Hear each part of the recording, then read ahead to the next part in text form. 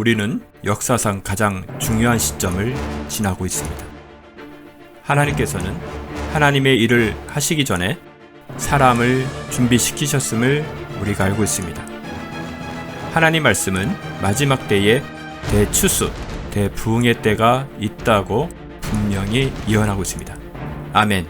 하나님의 말씀이 그대로 성취될 것을 믿습니다.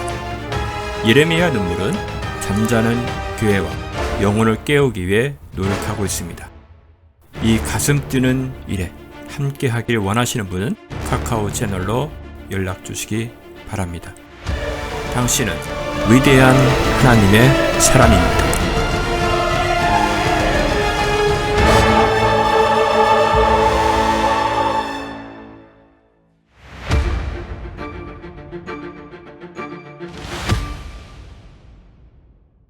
호세아서 8장 1절과 2절 제가 봉독해 드리죠. 나팔을 내 입에 두라. 그가 주의 집을 대적하여 독수리처럼 오리니 이는 그들이 나의 언약을 어겼고 나의 율법을 범하였음이라. 이스라엘이 내게 부르짖기를 나의 하나님 우리가 주를 아나이다 하리라. 아멘. 2절 한번 다시 보시죠. 하나님께서 이스라엘을 벌할 것이다 라고 했더니 이스라엘이 뭐라고 대답했느냐. 이스라엘이 내게 부르짖기를 나의 하나님 우리가 주를 아나이다. 오늘 이게 중요한 주제가 되겠습니다. 호세아서는 계속 너희가 여호와를 아는 지식이 없어서 멸망하고 있다 이렇게 말씀하고 있는 게 이 호세아서의 가장 중요한 대주제입니다. 그걸 좀 확인하고 지나가죠. 우리 2장으로 한번 가시면 이런 말씀이 있습니다. 자, 하나님께서 지금 이스라엘이 여호와에 대해서 잘 모르니까 이렇게 이야기합니다. 2장 19절부터 내가 너를 내게 영원히 정원시키리니 정녕 내가 너의 의와 공의와 자애와 자비로 내게 정혼하리라. 내가 신실함으로 너를 내게 정혼시킬 것이니 내가 주를 알게 되리라. 정혼하여서 알게 하는데 정혼하면 주님과의 깊은 이렇게 만남, 사귐이 있게 되면 의, 공의, 자애, 자비를 알게 된답니다. 그게 이제 주제거든요. 그래서 4장 몇 절을 보시냐면 6절을 보시면 이게 이제 가장 대주제예요. 내 백성이 지식의 부족으로 멸망하는도다. 내가 지식을 거부함으로 나도 또한 너를 거부하리니. 자, 지금 하나님께서는 이스라엘 백성들에게 너는 나를 모른다 이렇게 말을 하고 있는데 지금 이 상태로는 안 되니까 너희들은 나를 알아야 된다. 이제 8장에 와서 그 얘기입니다. 나팔을 내 입에 두라는 말은 우리 나팔재앙 아시죠? 그걸 생각하면 나팔재앙이 뭐죠? 하나님이 심판하시는 것이죠. 지금 이 나팔을 내 입에 두라는 것은 내가 하는 곧 이스라엘을 심판하시겠다라는 이야기거든요. 근데 심판하겠다고 했더니 2절에 보니까 이스라엘이 주께 부르짖기를 우리는 주님을 압니다 이렇게 이야기를 합니다. 자, 이제 정리 좀 한번 해보자고요. 이게 도대체 무슨 말이냐. 지금 하나님께서는 이스라엘은 하나님을 몰라서 멸망해가고 있다 그랬어요. 그러면 이스라엘이 하나님의 뭘 모르느냐, 하나님의 어떤 부분을 모르느냐라는 부분을 아까 2장에 19절에 보니까 하나님의 의, 그 다음에 공의, 자애, 자비 이걸 모른다 이렇게 말을 하고 있거든요. 그러니까 지금 이스라엘은 심판하겠다고 그러니까 우리는 하나님을 압니다라고 하는데 하나님은 이스라엘이 나를 모른다고 이야기하고 있어요. 그럼 모른다는 목록들이 공의, 정의, 자애, 그 다음에 자비 이런 걸 모른다는 거거든요. 이게 무슨 이야기가 되는 거냐면은 이런 이야기가 되는 거예요. 여러분 한번 생각해 보세요. 지금 북이스라엘이 하나님을 섬기는 이 섬기는 방식이 정상입니까? 우리 다 비정상이라는 거 알잖아요. 이거 완전히 비정상도 이렇게 비정상이 없을 수 없죠. 완전한 비정상입니다. 근데 이스라엘 백성들은 하나님을 알고 있다고 해요. 그러면 자, 이런 이야기가 되는 겁니다. 하나님은 이스라엘에게 너는 나를 모른다고 하고 있고 이스라엘은 안다고 합니다. 그러면 하나님과 이스라엘 사이에 뭐가 있냐면은 이스라엘이 하나님을 안다는 것과 하나님이 알아야 될, 그러니까 하나님이 이러이러한 분이라는 것을 알아야 된다고 하나님께서 얘기하고 있는 그것과 이스라엘이 지금 하나님을 안다는 것과에는 너무나도 괴리가 너무너무 차이 난다는 거예요. 오늘 이 이야기를 왜 이렇게 꺼내놓느냐면은 우리가 지금 많은 사람들이 하나님에 대해서 안다고 자기 나름대로 하나님의 아는 것에 대해서 설명을 해요. 예를 들어서 뭐 교회 집사든 장로든 목사든, 뭐 목사들은 더 하겠죠. 여기 목사들은 설교하는 분들이니까. 그래서 당신이 하나님을 안다. 그러니까 아는 하나님을 설교하고 있어요. 그러면 하나님 면전에 서서 설교를 해보라는 거죠. 하나님 면전에 서서 살아보라는 거죠. 그게 과연 하나님을 아는 설교냐? 이것이 과연 하나님을 아는 삶이냐? 이렇게 물어봤을 때 오늘 이스라엘 백성들은 하나님을 안다고 말을 하는데 생활은 엉망진창이에요. 근데 하나님은 지금 너희들이 이렇게 생활이 엉망진창인 것은 나를 모르기 때문이라고 이야기를 하고 있어요. 그러면은 분명히 하나님은 틀리지 않았을 테니까 분명히 이스라엘은 하나님을 아는 지식이 잘못되어 있다는 얘기가 되는 것입니다. 이해가 가시죠? 이렇게 접근해 들어가는 거예요. 왜 오늘 여호와를 우리가 주를 아나이다. 때리지 마세요. 하나님 그렇게 하지 마세요. 우리는 하나님을 알고 있어요. 라고 이야기하는데 하나님은 가만히 못 두겠다는 거죠. 나팔을 불겠다는 겁니다. 심판하시겠다는 거죠. 자, 이게 무슨 이야기냐는 거죠. 오늘날도 우리가 이런 착각 속에 빠져 있을 수 있다는 것입니다.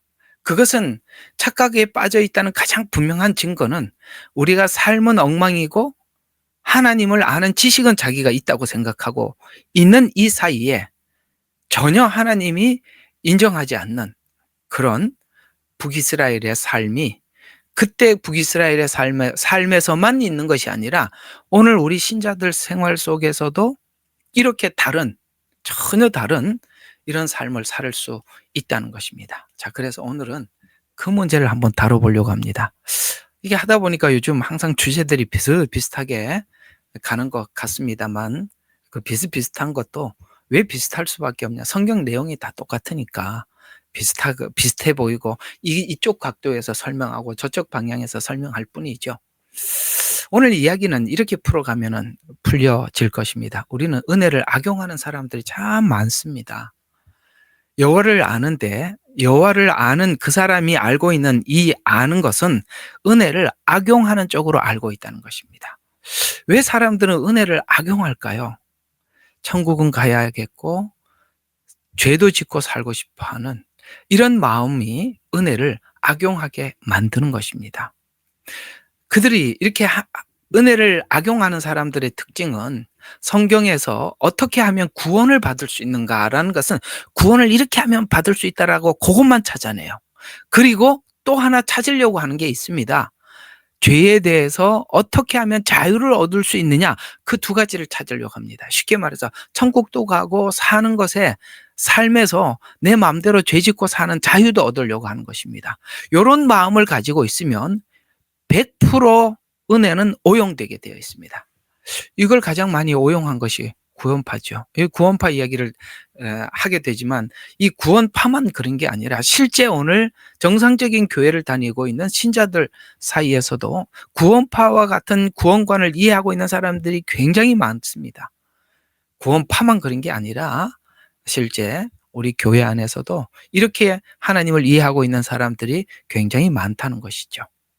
그래서 오늘은 그 문제를 좀 다뤄보려고 하는데 오늘 이 이야기들은 아마 주일날 설교 시간에도 이렇게 자주 이렇게 그 다음에 수요일날 시편에서도 계속 언급되는 걸 보니 우리가 모두가 이 부분에 대해서 확고한 정리가 필요해서 계속 여러 각도에서 우리에게 알려주고 있는 것 같다라는 생각이 듭니다.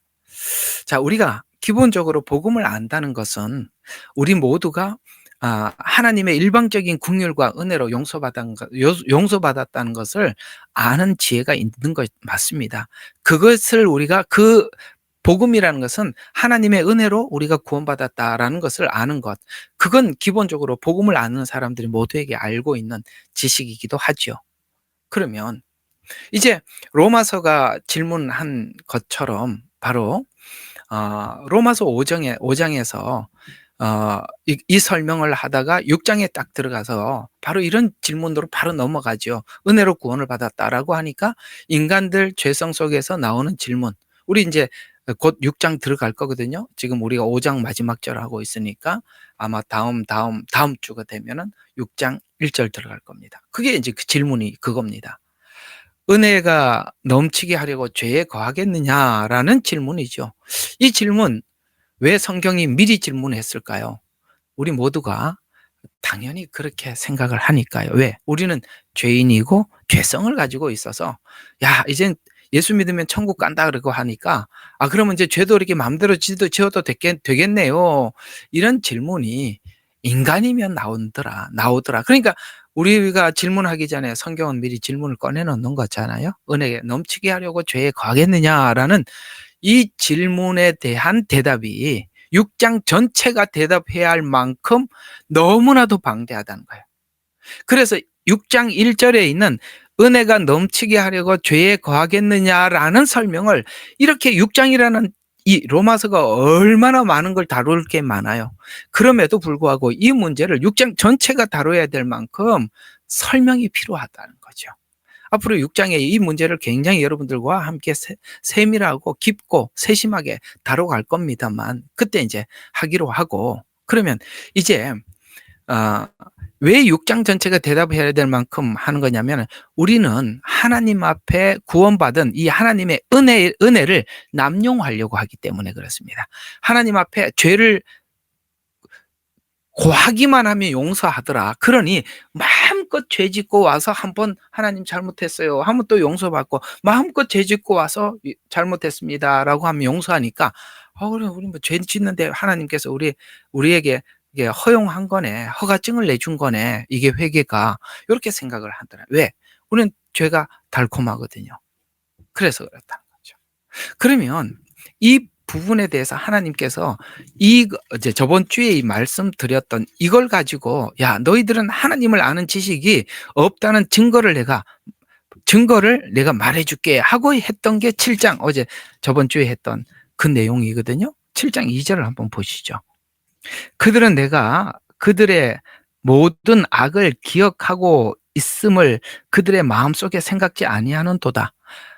보세요. 우리가 하나님 앞에 의롭다 함을 받더라도 우리에게 악이 만연해 있다는 것을 우리 잊어버려서는 안 된다는 거야. 하나님도 그걸 알고 있다. 이렇게 얘기하고 있잖아요.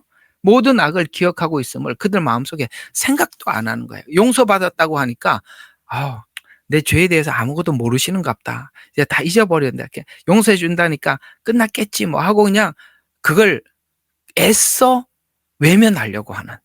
우리가 그런 게 있잖아. 그죠? 우리 모두 다. 그러니까 지금 호세아서 이야기는 북이스라엘의 이야기가 아니라 우리 마음 안에 있는 죄성이 어떻게 움직이고 있는지 우리 같이 공감해 보자는 것이죠. 하나님, 좀 이런 게 있더라도 그냥 없는 것처럼 이렇게 눈 감아 주시면 안 돼요? 이런 게 우리에게 있더라는 것이죠.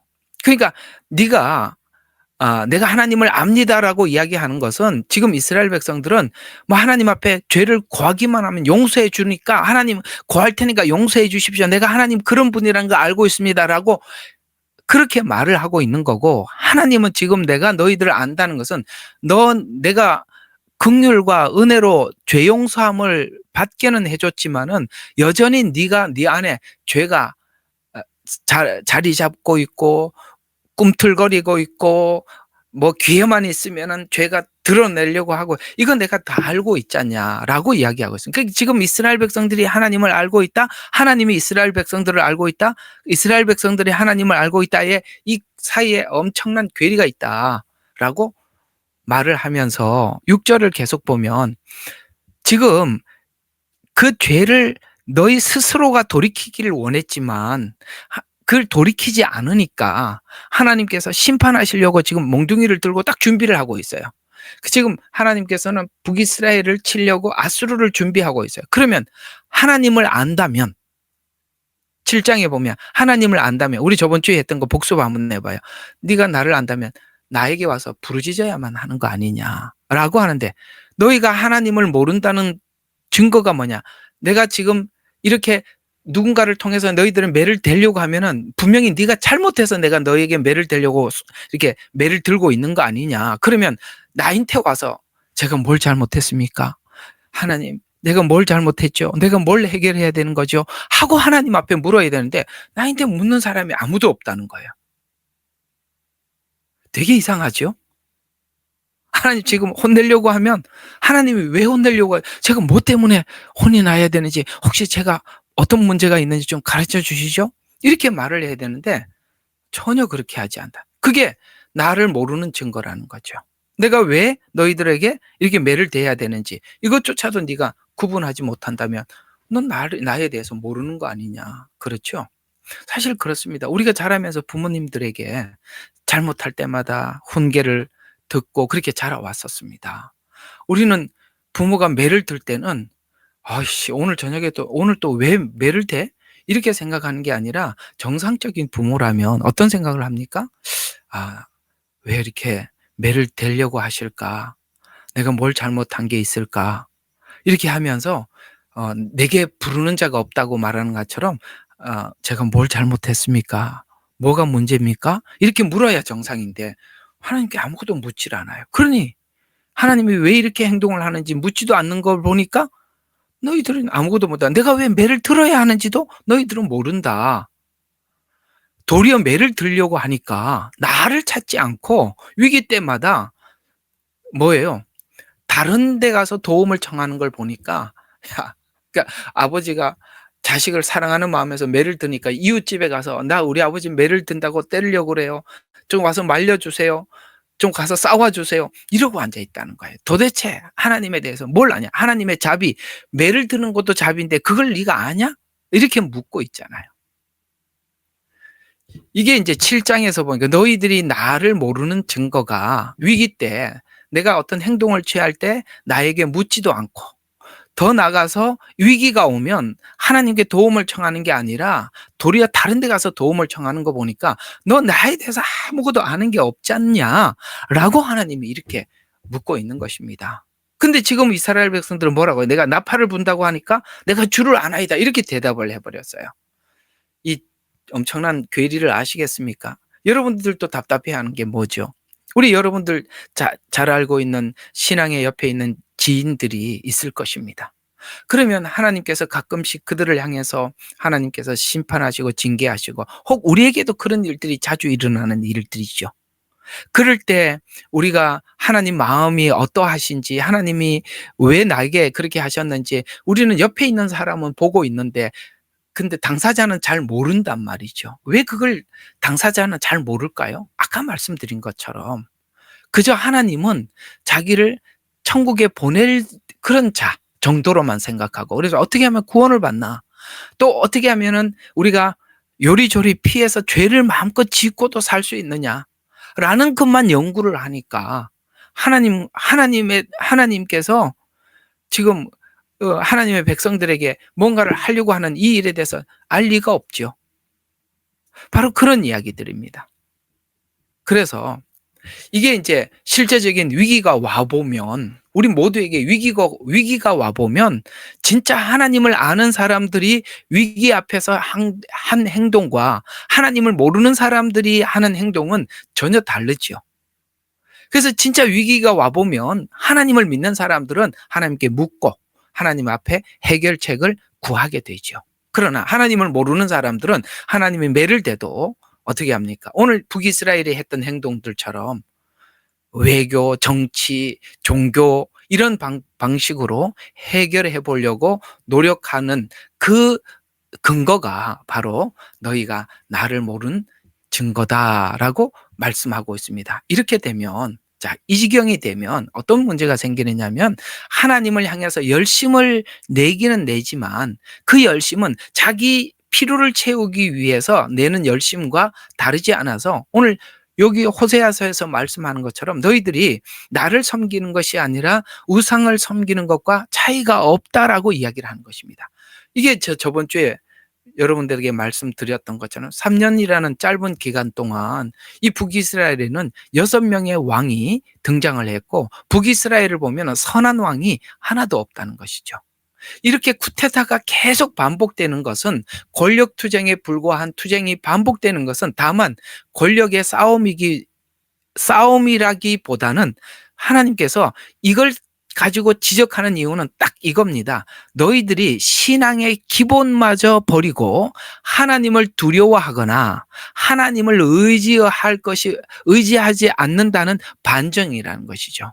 그래서 이게 오늘 여기 보면은 이 8장에 하나님이 이렇게 한탄을 하는데, 짧게 요약해서 보면 이런 이야기가 되는 거거든요. 3절을 보면은 너희들이 선한 것을 버렸다라고 이야기합니다. 선한 것은 뭡니까? 율법, 하나님을 의지하는 것, 하나님을 알려고 하는 것, 이런 것들은 다 버렸다는 게, 하나님에 대해서 관심이 없어. 그러니까 오래 교회를 다녀도 하나님이 누구냐라고 설명을 하라면 설명을 못해. 왜? 하나님에 대해서 믿는다라고 이야기하는데 관심이 없으니까 아는 게 아무것도 없어요. 안다고 해봐야 전부 다 자기 필요한 것만 아는 거예요. 자기 필요한 거. 어떻게 하면 구원을 받느냐, 어떻게 하면 죄 짓고도 하나님 앞에 용서함을 받느냐, 이런 것만 찾고 있으니 하나님을 알 리가 없죠. 하나님의 선한 것, 하나님의 은혜, 자비, 긍휼, 이런 것들은 다 버렸다.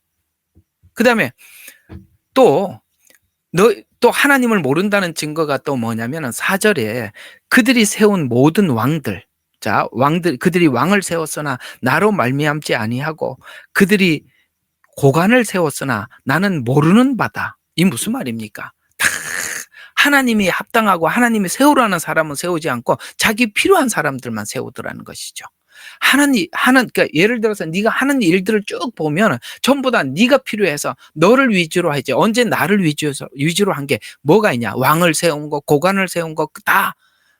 이 사람은 아수르하고 친하니까 세워놓고 아수르한테 가서 우리가 뭔가를 도움을 청할 때 그때 이 사람 보내고, 이 사람은 애굽하고 친하니까 세워놓고 애굽이 도움을 청할 때 이 사람 보내고, 다 너 방어를 위해서 세운 것이지 도대체 내가 세우라고 한 사람 세운 게 뭐가 있냐, 이런 이야기가 되는 것이죠. 또 5절과 6절에 보면 그들 스스로 세운 것은 애굽 때 마치 금송아지를 세운 것, 여러분 아시죠? 아론을 중심으로 해서 이스라엘 백성들이 모세가 늦게 내려오는 것을 보고 금송아지를 세웠던 것과 똑같은 행동이다라고 말씀을 하면서 이 우상은 산산이 부서질 것이다. 또 7절과 8절, 너희들이 지금 열심히 노력하고 애를 써서 만약에 어떤 열매가 나타나더라도 그 열매는 열매는 결국에는 이 열매들이, 너희들이 그 열매를 따게만 못 만들고 이 타국인들이 이 열매를 모두 삼키게 만들어서, 이게 뭐냐면 하나님이 하라는 방법대로 하지 않으면 결국은 모두 다, 우리가 이런 말이 있잖아요. 죽 써서 개 줬다고. 애를 써서 시컷 만들어 놓고 타국인들, 다른 사람들 다 주고 마는 거예요. 이게 하나님이 하지 말라는 것 해서 성공을 했더라도 그건 절대 내 것이 되지 않는다는 이야기가 되는 거거든요.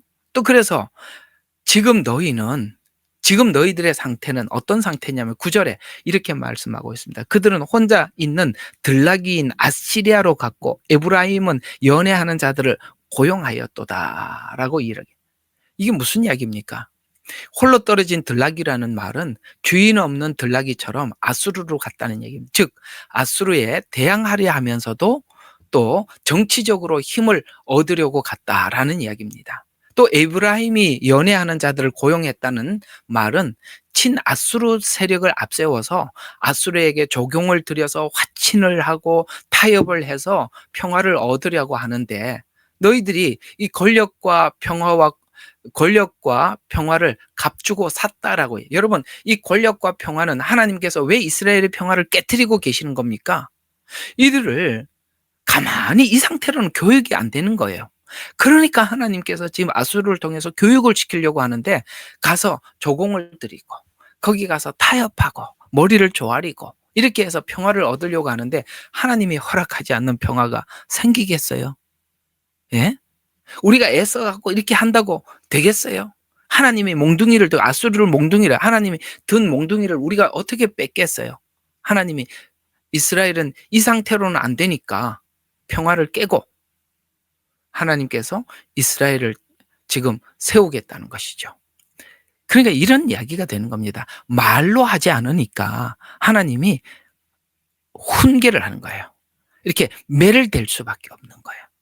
감사한 일이죠. 그래라도 내가 하나님 백성이라는 거 확인하는 거 좋은 일이나, 누구는 맨날 말씀을 듣고도 잘 굴러가는데 누구는 꼭 매를 들고 맞아야 되는 이런 비참한 인생을 산다면 이건 참 불행한 인생 아니겠습니까? 북이스라엘은 선지자들을 보내서 말로는 해결이 안 되는 거니까 지금 하나님께서 지금 이 북이스라엘을 이렇게 등장시켜서 우리 모두에게 이 북이스라엘의 죄들을 적나라하게 기록하는 이유가 딱 이겁니다. 그게 뭐냐면 지금 이런 모든 내용을 우리에게 공개하는 이유는 지금 이 율법, 하나님의 선한 율법을 받은 이스라엘이 최소한의 기초도 갖추지 못한 미개한 나라라고 지적을 하고 있는 겁니다. 이상해요. 세상 사람들은 도덕이라는 것이 있어요. 그런데 이걸 아셔야 돼요. 우리가 기독교인들이 잘못돼 버리면 우리가 가끔씩 보면 이런 사람들을 만나게 되는데, 어떤 사람들이 기독교인이라고 말하는 사람들의 도덕성이 세상 사람들이 가지고 있는 도덕성의 기준도 가지지 못한 사람들이 수북해요. 진짜 많아요. 이단들뿐만 아니라 진짜 교회 안에 있는 사람들 중에서도 많아요. 왜 그러냐면 그들은 하나님의 말씀을 악용하기 때문에 그래요. 믿지 않는 사람들은 모르니까 그래도 양심이라도 가지고 있으려고 그래요. 그러나 여러분, 우리가 이런 게 있잖아요. 법을 공부한 사람이 법을 악용을 하면 차라리 모르는 사람들은 이거는 그러니까 자기 생각에 그래 양심에 이거는 죄지 이렇게 하면 안 되지 이런 생각을 하지만, 법을 아는 사람들이 요리조리 법을 피해가면서 악한 일을 하면 여러분 이게요 세상 사람들보다 더 낮은 도덕성을 가지고 있는 거거든요. 지금 하나님께서 북이스라엘에 이렇게 피가 피의 뒤태임이라 이렇게 성경은 이렇게 설명할 만큼 또 권력을 찬탈하면 또 누군가가 나타나서 찬탈하고 이게 피가 피를 뒤태인다라고 이렇게 성경은 표현하고 있는데, 이 정도로 도덕성이 낮은 것은 여러분 하나님에 대해서 안다고 하는, 지금 안다고 하잖아요. 아는 것이 잘못 알면 세상 사람들이 사람들이 기초적인 도덕성도 없는 미개한 사람이 된다 이런 말이에요. 우리는 일부 많은 사람들 중에 성경을 안다고 하면서 은혜를 악용한 사람들의 도덕성을 우리가 가끔씩 보면 어쩌면 이렇게 세상 사람들이 갖지도 못하는 이렇게 낮은 도덕성을 가지나 이런 생각이 드는 경우가 있지 않으세요? 바로 그 지적을 지금 오늘 본문이 하고 있는 거거든요. 정말 잘못 믿으면 차라리 세상 친구들이 더 괜찮을 때가 있어요. 그래서 오늘 계속 8절과 10절에 보면 이스라엘은 삼킨 바 되었으나 이제 그들은 이방인들 가운데 기쁨 없는 그릇같이 되리라. 이렇게 하나님께서 이스라엘을 그렇게 세워놨더니 이렇게 엉터리가 돼가지고 도리어 이방인들 가운데 기쁨 없는 그릇같이 되리라. 참 이게 예수님이 이렇게 표현하죠. 너희가 세상의 빛이라. 너희가 세상의 소금이라. 만약에 너희가 소금의 역할을 감당하지 못하면 그저 사람들에게 밟힐 뿐이니라. 차라리 세상 사람들은 밟히지는 않아. 우리는 예수 믿는다는 이름 때문에 조금만 잘못해도 사람들이 쳐다보고 이렇네 저렇네 이야기를 하는데, 그죠? 우리가 그 도덕성이 낮은 도덕성을 가지고 살면 세상 사람들이 얼마나 우리를 보고 지탄하고 욕을 하겠어요. 그래서 오늘 세상 사람들에게 뭐도 되지 못한다. 기쁨 없는 그릇같이 되리라. 그들은 혼자 들락이, 이게 이제 금방 말씀드렸던 너희 참 불쌍하다. 주인을 떠나서 그저 너희들 살려고 이렇게 혼자 길을 떠나는, 마치 혼자 있는 들락이처럼 그렇게 가고 있다. 그래서 10절에 보면 정녕 그들은 민족들 가운데서 고용하였을지라도 이제 내가 그들을 모으리니 그들의 고관들의 왕이 지어준 짐으로 인하여 다소 슬퍼하리라. 왜요? 이렇게 하는 방법들 다 소용이 없다는 거예요. 하나님께서 징계하겠다고 아수르라는 몽둥이를 들고 있는데 지금 하나님이 들고 있다는 걸 이들은 전혀 인식하지 못하고 있다는 것이죠. 그래서 이 이스라엘은 율법을 아는 민족이지만 율법은 아무 힘을 쓰지 못하는 것을 지금 오늘 이 행동에서 보여주고 있다라고 말씀하면서 아주 미개한 민족과 같다는 뜻입니다. 이 지점이 너무 중요합니다. 이 지점이 너무 중요해요. 예수님이 찾아와서 지금 이런 상황에서 예수님을 찾는 자와 그다음에 오늘 북이스라엘처럼 이렇게 행동하는 자가 나누어지는 것입니다. 바로 위기가 왔을 때, 뭔가 어떤 어려운 상황이 왔을 때 진짜 믿음이 있는 자와 그렇지 못한 사람들이 분명하게 취하는 태도가 다르다, 이런 이야기를 하고 있는 것입니다. 자, 그래서 오늘 이 진정한 신앙인은 진정한 승리를 위해서 각오로는 안 되고 십자가 방법으로 살아야 돼요. 오늘 여기 북이스라엘은 요리조리 피해요. 십자가 방법으로 사는 것에 어떤 것도 자기들이 투자를 하지 않아요. 제일 중요한 것은 우리가 결심을 한다고 되는 게 아니에요. 십자가 방법으로 살아야 돼요. 넘어지든 찢어지든 막 엉엉 울던지 간에 십자가 방법으로 살아야 돼요. 그리고 사는 과정 속에서 수많은 유혹의 한계를 넘어서서 고난과 좌절의 한계를 극복해서 우리가 매일매일, 제일 중요한 것은 이 매일매일 그것을 경험하고 또 십자가 방법으로 승리를 또 한 번 체험하고 또 한 번 터득하고 습관화된 것만이 진짜 우리가 신앙의 힘이 되는 것이지, 내가 예를 들어서 나는 미래에 이런 목표를 가지고 있습니다. 주님 저를 세워주시면은 제가 이 목표를 향해서 돌진하겠습니다. 정말 자살 특공대가 되겠습니다. 헛소리 하지 말라는 거죠. 예? 미래에 내가 이렇게 하겠습니다.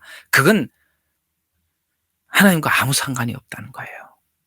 왜? 미래의 비전을 제시해서 하나님이 안 해줘서 못하고 있습니다. 하나님이 저에게 한번 용기 주시고 힘을 주시면 제가 한 번은 내가 진짜 하나님 앞에 하나님 영광 드러내겠습니다. 여러분, 그렇게 살다가 죽는 사람들 아주 한 트럭을 받습니다. 그러지 마세요. 주님이 지금 이야기하는 것은 미래의 목표를 가지고 있지, 네가 결심으로 고백하지 말라는 거예요. 하나님께서 우리에게 요구하는 것은 바로 매일매일 어떤 전쟁을 하라는 겁니다. 평상시에 살아내라는 거예요. 오늘 하나님께서 주신 숙제를 풀으라는 거예요. 그 숙제가 쌓이고 있잖아요. 지금 호세아서는 실패한 이스라엘이, 지금 이 지경이 된 이스라엘의 실패를 지적하고 있는데, 이 중요한 지적이 뭐냐면 너희는 신앙을 매일매일 살아서 나의 것으로 소화시켜 나가야 하는데, 이런 씨름을 매일매일 씨름해서 시간이 필요하고 어떤 과정이 필요해요. 시간이라는 게 필요하고 우리가 어떤 과정이 있네. 그걸 매일매일 하나님께서 우리의 생활 속에 치고 들어오잖아요. 오늘도 내가 내가 내 스타일 아닌 사람을 만나고 내가 듣고 싶지 않는 이 말을 듣게 하고, 그걸 하나님이 매일 하잖아요. 그걸 하면서 내가 그걸 가지고 실패하고 엉엉 울면서 다시 한번 또 십자가의 방법으로 넘어서는 일들을 계속 소화해야 하는데, 우리는 이런 건 안 하려고 그래요. 바로 북이스라엘은 이 문제에서 넘어진 거거든요. 이걸 한 적이 없다고요. 산당 예배 드리고 종교적인 열심으로 신앙생활을 해야지, 언제 하나님이 바라는 신앙생활을 한 적이 어디 있습니까? 그러니 지금 이런 결과를 볼 수밖에 없는 거잖아요. 그래서 지금 하고 있는 하나님께서 나에게 하고 있는 일을 보지 못하고 놓치는 실수를 하는 거예요. 왜? 매일매일 하고 있는데 우리는 매일매일을 놓쳐버려. 그러니까 하나님께서 나한테 매일매일 반복되는 어떤 것을 보면은 하나님께서 나에게 하고 싶은 일이 지금 뭘 하는지 알 수밖에 없다니까요. 딱 알아지잖아요. 아, 하나님께서 내 이 모난 성질을 건들고 있구나. 이 모난 성질을 고치려고 지금 작정하셨구나. 여러분, 왜 몰라요? 예? 우리가 알 수밖에 없잖아요. 하나님이 내가 이걸 건들고 계시는구나. 알게 돼 있단 말이에요. 이걸 다 놓치고 있는 거예요. 모른다니까요. 그러니까 우리가 실제적인 싸움에서 이걸 모르면 자꾸 이런 부분들을 자꾸 때우지요. 뭘로 때웠어요? 북이스라엘이 열심히 때웠어요. 뭘로 때웠죠? 종교적인 열심으로.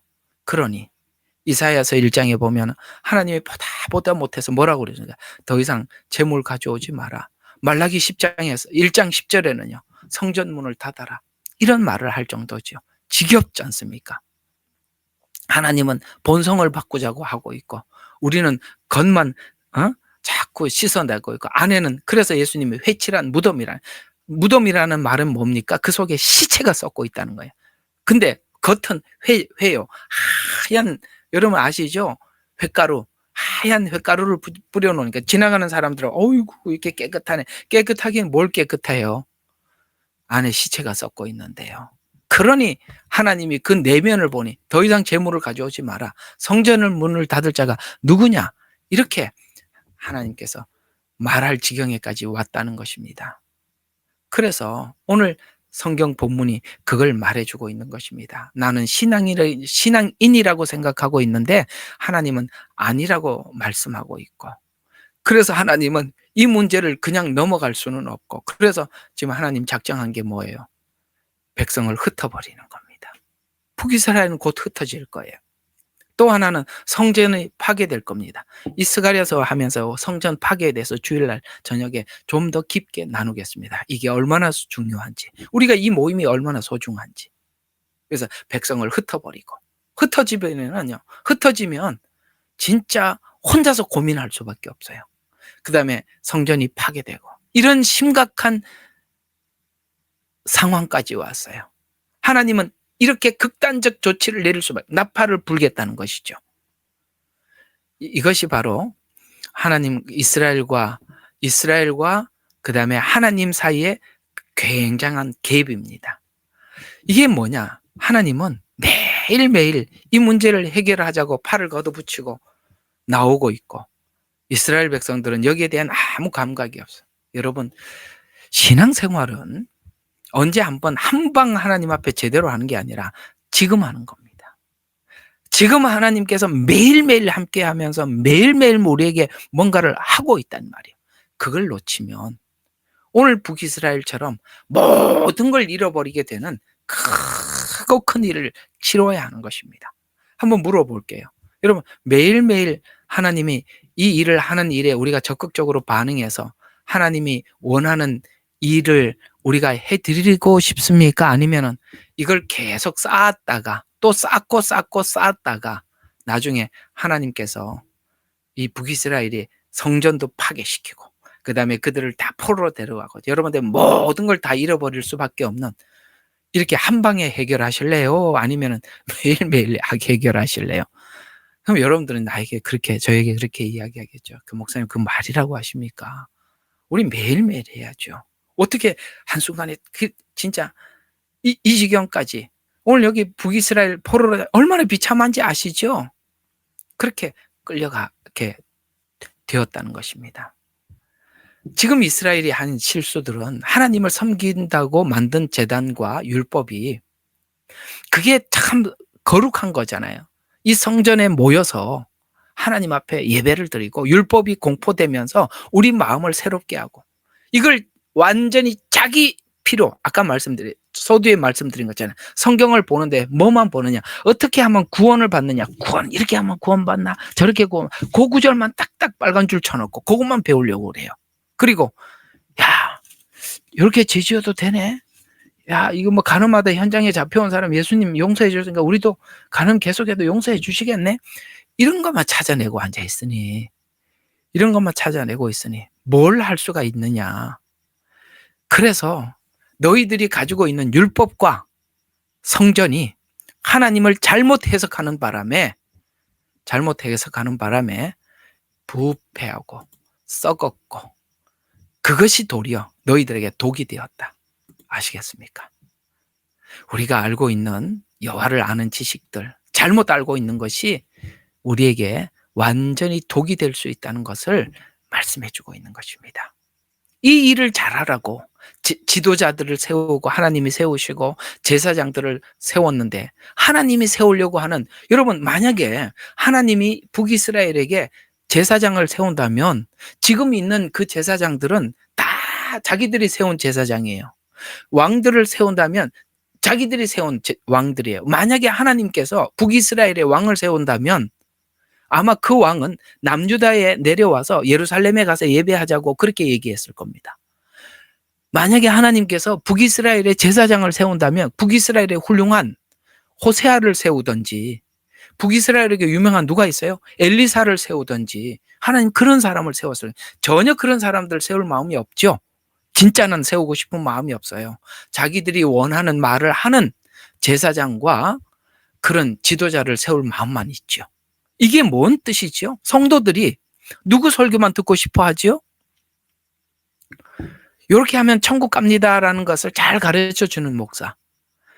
요 정도 죄 지어도 괜찮습니다라고 죄를 허용하는 목사. 그걸 누가 세웠죠? 우리는 그렇게 생각합니다. 목사가 그런 소리 한다고 생각할걸요? 아니요. 그걸 듣는 사람들이 있기 때문에 그 목사가 그 말을 하는 겁니다. 하나님이 세운 게 아니라니까요. 이 성도들이 그 목사를 세워놓은 거라고요. 설교를 이렇게 하시오, 저렇게 하시오. 가이드라인을 쳐주고, 목사는 성도들이 원하는 설교를 해주고, 뭐 하자는 겁니까? 그러니 북이스라엘이 부패할 수밖에 없지요. 아까 말씀드렸잖아요. 여기 나온 게 뭐예요? 야, 너희들이 왕을 세웠지 않냐? 그 내가 세운 왕이 아니다. 그죠? 4절, 8장 4절. 왕을 세웠으나 내가 세운 왕이 아니다. 고관들을 세웠냐? 내가 세운 고관들 아니야. 제사장 세웠냐? 그건 내가 세운 제사장 아니지 않냐. 너희들이 편리한 대로, 너희들이 원하는 말을 해주는 그런 사람 세운 거 아니냐? 라고 이야기합니다. 그리고 적당히 지도자들이나 제사장들은 그들이 필요한 말을 해주고, 그들로부터 권력을 찬탈해서 뭐예요? 부패하게 살지요. 문제는 이게 계속되면 뻔뻔해진다는 겁니다. 야, 요즘 뻔뻔한 사람 잘 돌아다니죠. 진짜 뻔뻔하면 대책이 없어요. 이게 죄책감을 느끼지 못하는 걸 넘어서서 뻔뻔해서 뭘 느끼지를 못해요. 아무 감각이 없어요. 그러면 이 정도 되면 더 이상 하나님이 방법이 없어 보이는데, 이 뻔뻔함을 고치려고 하나님이 성전도 없애버리고 이스라엘 백성도 흩어버립니다. 오늘 이 본문이 지적하는 것은 신앙에 예수님이 빠지면 신앙의 인격이 상실돼요. 인격이 상실되면 뭐가 없냐? 도덕성이 없는 것으로 나타나요. 오늘 제가 말씀드렸던 이 구도를 잘 기억해 주세요. 신앙에 누가 빠지면, 하나님이 빠지면 우리 신앙이 인격화되지 않아. 인격화되지 않는다는 말은 하나님을 아는 지식도 없고, 하나님을 향한 따뜻한 감정도 없고, 하나님을 향한 의지도 없어요. 북이스라엘이 앙상하게 남은 가지와 같은 거예요. 이렇게 된다는 것입니다. 근데 하나님이 오늘 호세아서가 하는 말은 이 지경이 된 이스라엘을 내어버릴 수가 없어서, 이걸 깨우쳐주기 위해서 하나님은 지금 이스라엘을 아수르에 보내버리기로 작정을 했습니다. 아수르인들은 이 이스라엘 백성들을 붙잡아가면서, 야, 너희들이 믿는 신인 하나님 별 볼 일 없네. 이렇게 하나님은 조롱받을 각오를 하셨대요. 하나님은 하나님 자식들이 세워지기 위해 하나님 자신은 어떤 수모를 겪을 준비가 되어 있답니다. 그게 어디서 나타났죠? 맞습니다. 바로 예수님이 이 땅에 오셔서 하신 일이죠. 그게 뭡니까? 우리 마음을 고쳐넣기 위해서 침 뱉으면, 누가 때렸는지 맞춰봐라. 침을 뱉고 가시면류관을 씌우면서 히덕거리면서 웃고, 이런 조롱을 받기로 결정했대요. 지금 북이스라엘도 성전이 파괴되고 하나님이 욕을 먹습니다. 여러분, 예수님이 왜 우리를 위해서 욕을 먹었죠? 바로 이것 때문입니다. 이걸 우리가 생각할수록 너무 가슴이 찢어지는 거죠. 하나님, 우리 때문에 또 조롱을 받으셔야 되겠습니까? 또 우리 때문에 또 십자가에 죽으셔야 되겠습니까? 이런 마음이 드는 게 진짜 성도라 이 말이에요. 어떻게 하면 죄를 지을까? 피해가는가? 가짜라 이 말을 지금 하고 있는 것입니다. 결론을 하나 내리고 끝을 내겠습니다. 하나님은 매일매일을 통해서 우리의 삶에 치고 들어와서 하고 싶은 일을 하고 계셔요. 지금 하고 있어요. 그게 뭘까요? 우리 속에 깊이 뿌리 내리고 있는, 누가 봐도, 내가 봐도, 본인이 봐도 아는 그 죄. 하나님이 그냥 둘 마음이 없어요. 아무리 매일매일 치고 들어와서 그걸 좀 고치자고 왔는데도 감각이 없어요. 그러니 하나님께서 이 일을 할 수밖에 없다. 팔을 걷어붙이고, 그래 나도 욕먹을 각오하고 시작하자. 이 일을 매일매일 했더니, 매일매일 해서 완성을 했더니, 그 완성되었던 바울이 이런 고백을 합니다. 제가 여러분들에게 빌립보서 4장이 최상의 신앙 고백이라고 했죠. 이런 말씀, 빌립보서 4장 12절과 13절입니다. 오늘 이 이야기로 정리합니다. 나는 이걸 배워서 나는 비천에 처할 줄도 알고 풍부에 처할 줄도 알고, 모든 처지와 모든 일에 있어서 나는 배부름과 배고픔과 풍부함과 궁핍함을 다 배웠노라. 아멘. 매일매일 주님과 함께 살아서 이걸 배웠답니다. 그리고 뒤에다가 한마디 딱 도장을 찍습니다. 이제는 주변에 있는 환경이 내 마음 사로잡을 수 없어. 내게 능력 주시는 하나님, 그분 안에서 모든 것을 할 수 있어. 이게 무슨 말이죠? 하나님의 능력이, 하나님이 주인이라 힘을 쓰더라. 하나님이 내 주인이라 나의 모든 에너지더라. 힘을 쓰더라. 이 능력이 하나님 없는 자들은, 하나님은 자신만을 위한 능력이 되고, 하나님이 있는 바울은 이 모든 삶에서 이 능력을 적용하고 능력으로 나타나는, 그래서 진짜 능력이 뭐라고요? 외부 환경이 내 마음을 움직이지 못하는 거예요. 배고픔이 주를 부인하지 않게 하고, 풍부함이 나를 교만하게 하지 않고, 모든 처지에 다 일체의 비결을 배웠다. 환경이 나를 지배할 수 없다. 왜? 나는 내게 능력 주시는 자 안에서 모든 것을 할 수 있으니까. 멋지지 않습니까? 하나님, 여기가 목적이래요. 어떻게 하시겠어요? 내일 아침부터 하나님이 찾아와서, 일어나라. 너 싫은 소리 좀 듣고, 싫은 소리 들으면 기분 나빠하지 말고 십자가라는 방법으로 한번 해결해봐라. 오늘 못했냐? 내일 또 다시 내가 시도하게끔 환경을 만들어 볼게. 이게 매일매일 하는 일이에요. 그걸 못하면 우리는 그러죠. 하나님, 저희를 복 주시면 제가 한 번은 제대로 한번 쓰임받겠습니다. 하나님, 헛소리 하지 마라. 이런 이야기가 되는 겁니다. 기도하겠습니다. 하나님, 고맙습니다. 이 북이스라엘의 이 실패한 모습은 우리는 그저 하나님 앞에 멋진 위인이 한번 되겠습니다. 하나님은 그걸 원하는 게 아니라 우리 속에 있는 죄와 싸우기 위해서 주님은 정말 모진 수모를 당했습니다. 그걸 당하면서도 아버지 하나님, 참으신 것은 우리 속에 있는 죄를 하나님 씻을 뿐만 아니라 해결하기 위해서 주님은 실험하고 계십니다. 그걸 매일매일 하고 있는데 우리는 잠시 하나님이 기뻐하는 어떤 작은 일로 떼워 넘기려고 하고 있습니다. 하나님, 우리가 북이스라엘이 했던 이런 실수를 다시 범하지 않도록 하나님, 오늘도 여호와를 아는 지식을 고쳐 갖게 해 주옵소서. 예수님 이름으로 기도합니다.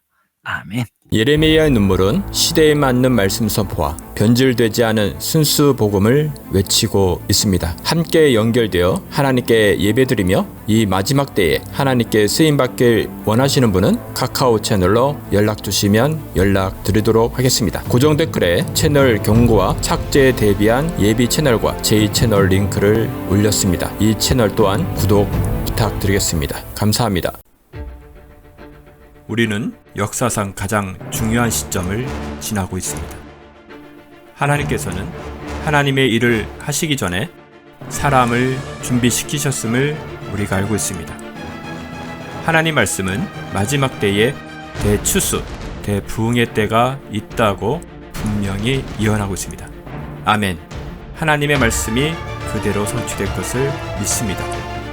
예레미야 눈물은 잠자는 교회와 영혼을 깨우기 위해 노력하고 있습니다. 이 가슴 뛰는 일에 함께 하길 원하시는 분은 카카오 채널로 연락 주시기 바랍니다.